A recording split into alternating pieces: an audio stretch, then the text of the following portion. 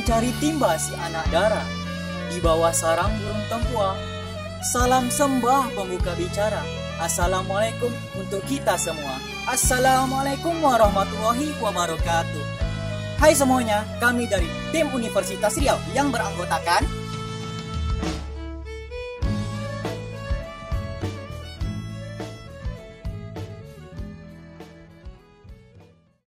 Indonesia merupakan negara kepulauan yang dilintasi garis khatulistiwa.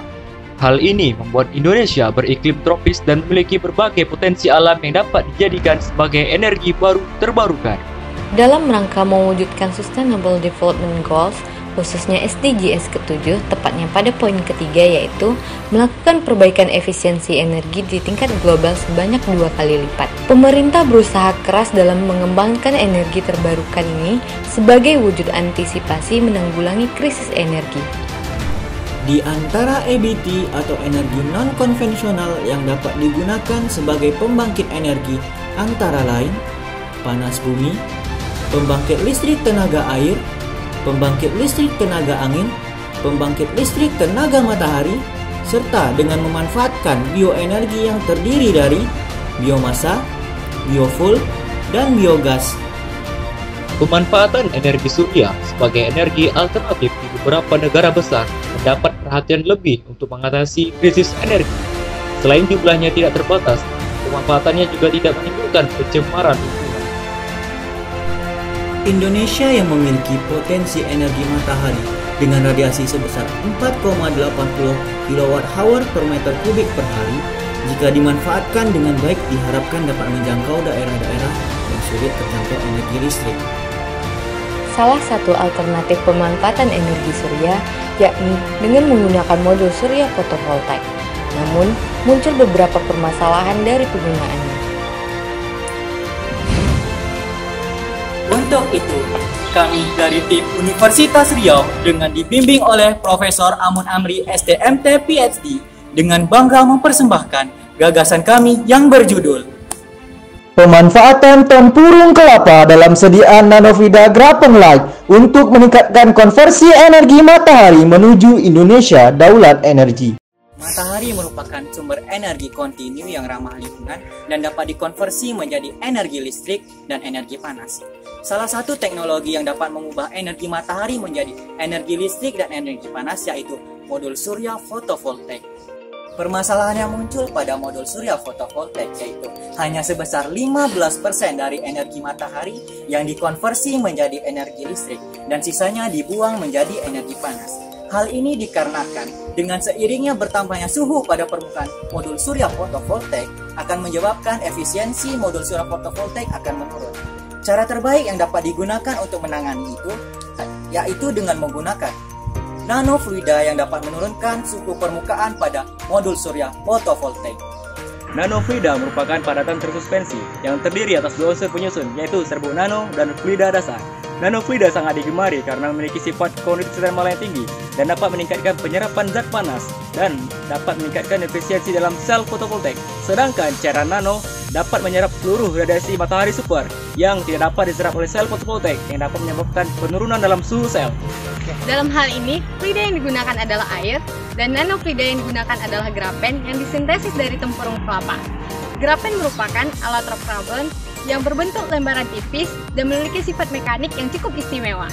Grafen memiliki konduktivitas termal 5 kali lipat dibandingkan dengan tembaga dan berat materialnya 4 kali lipat lebih rendah. Akan tetapi, konduktivitas elektriknya setara dengan tembaga. Dan juga, kekuatan dari grafen hampir 50 kali lipat kekuatan baja. Oleh karena itu, beberapa ilmuwan menyatakan bahwa grafen dapat digunakan sebagai bahan kompetitif untuk menyimpan energi seperti baterai, sel surya, solar thermal, dan superkapasitor. Adapun tujuan dari gagasan kami adalah yang pertama, mengetahui karakteristik grafen light yang disintesis menggunakan arang tempurung kelapa. Yang kedua, mengetahui karakteristik nanofluida grafen light yang disintesis.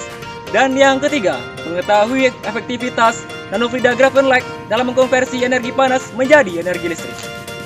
Sehingga dapat memberikan manfaat yang pertama, menghasilkan suatu inovasi penggunaan nanofluida grafen light dalam solar thermal yang mampu meningkatkan konversi energi panas menjadi energi listrik. Yang kedua, dapat menambah wawasan para pembaca dan penulis mengenai teknologi sintesis kolektor panas matahari. Yang ketiga, memberikan kontribusi ilmiah pada peneliti selanjutnya mengenai pengembangan nanofluida serta solar thermal.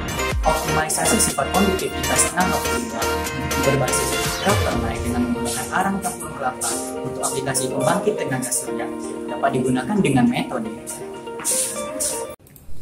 Adapun proses pembuatan graphene light merujuk pada penelitian Farla dan kawan-kawan 2014, yaitu alat-alat yang digunakan meliputi, sedangkan bahan-bahannya yaitu arang tempurung kelapa, cairan cuci piring, aqueous, dan batu es sebagai pendingin. Langkah awal setelah arang tempurung kelapa dihaluskan, arang tempurung kelapa dimasukkan ke dalam labu ukur, dilanjutkan dengan cairan cuci piring, dan dilanjutkan dengan aqueous yang diisi sebanyak 500 ml memenuhi volume labu ukur hingga batas ambang yang telah ditentukan. Selanjutnya larutan tersebut dicampur, lalu dimasukkan ke dalam blender untuk proses pemblenderan. Lalu blender dioperasikan selama 5 menit dan jangan lupa untuk memberikan lapisan pendingin pada dinding blender agar tidak adanya panas pada blender, karena panas dapat merusak proses sintesis graphene light. Selanjutnya blender dimatikan selama 1 menit, lalu dihidupkan kembali selama 1 menit. Ulangi proses tersebut hingga 2 jam. Setelah proses berakhir, pisahkan larutan graphene dengan busanya, dimasukkan ke dalam suatu wadah. Lakukan secara perlahan untuk memisahkan antara cairan graphene dengan buih busa yang telah terbentuk. Selanjutnya, lakukan proses pendiaman terhadap graphene light yang telah terbentuk. Lakukan selama 24 jam untuk memisahkan antara lapisan graphene dengan endapannya. Setelah proses pendiaman selama 24 jam, pisahkan antara larutan graphene dengan endapannya menggunakan jarum suntik atau syringe. Lakukan secara berhati-hati hingga mencapai lapisan endapan graphene yang telah ditentukan. Maka akan didapat graphene light dengan kemurnian 20 mg per mililiter. Setelah graphene disintesis, selanjutnya mengaplikasikan tidak dalam bentuk yang ada skemanya penerapannya bisa dilihat di gambar. Untuk lebih jelasnya silakan simak video berikut. Adapun penerapan nanofluida dalam modul surya fotovoltaik, yaitu nanofluida dialirkan menuju modul surya fotovoltaik untuk menyerap zat panas yang telah diserap oleh modul surya fotovoltaik. Nanofluida yang telah menyerap zat panas selanjutnya dialirkan menuju generator termoelektrik untuk mengkonversi energi panas menjadi energi listrik. Energi listrik yang telah dikonversi selanjutnya dialirkan menuju baterai penyimpanan. Di sisi lain, modul surya fotovoltaik yang telah mengkonversi menjadi energi listrik kemudian diarahkan menuju ke baterai penyimpanan awal. Energi listrik yang berada pada baterai penyimpanan dapat digunakan sebagai sumber energi listrik. Selanjutnya, nanofluida yang telah dikonversi pada generator termoelektrik selanjutnya dialirkan menuju wadah penyimpanan fluida awal untuk memulai prosesnya kembali. Dari dan kawan-kawan pada 2014 melakukan pengujian pada suatu unit fotovoltaik menggunakan nanofluida silika dan air dengan konsentrasi 1% dan 3%. Berdasarkan hasil yang dilakukan, mereka menyimpulkan bahwa kenaikan efisiensi keseluruhan pada silika air 1% itu meningkat 3,6%, sedangkan silika air 3% itu meningkat 7,9%. Mereka juga menyimpulkan efisiensi termal pada produk surya fotovoltaik ditingkatkan pada silika air 1% itu meningkat sebesar 7,6%, sedangkan menggunakan silika air 3% itu meningkat sebesar 12,8%.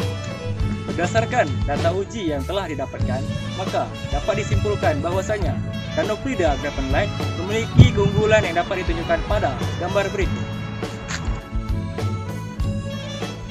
Dasar dari pengetahuan adalah rasa ingin tahu, dan puncak dari pengetahuan adalah ketidaktahuan. People without knowledge past history, origin, and the culture is like the tree without the root. Suatu ilmu dapat berarti apabila ilmu itu berguna dan bermanfaat bagi lingkungan sekitar. Kalaulah ada sumur di ladang, Bolehlah kita menumpang mandi. kalaulah ada umur yang panjang, bolehlah kita berjumpa lagi. Akhir kata kami ucapkan Wabillahi taufik wal hidayah. Wassalamualaikum warahmatullahi wabarakatuh.